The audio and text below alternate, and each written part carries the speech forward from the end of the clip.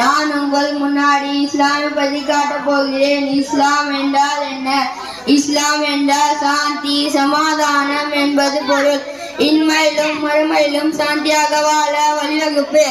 இஸ்லாத்தின் 5 கொள்கைகள்: கலிமா, ஈமான், தொழுகை, நோன்பு, ஜகாத், ஹஜ். ஈமான் என்றால் என்ன? ஈமான் என்றால் 7 விஷயங்களை முழு மனதுடன் நம்பிக்கைப்படுவது ஈமான் நம்பிக்கை எனப்படும். அல்லாஹ்வை நம்புவது, அவனுடைய தூதர்களை நம்புவது, அவனுடைய வேதங்களை நம்புவது, மறுமை நாளை நம்புவது, காலகட்ட பின் விதியை நம்புவது, மரணத்துக்கு பின் எடுப்படுதல் என உண்மை என நம்புவது.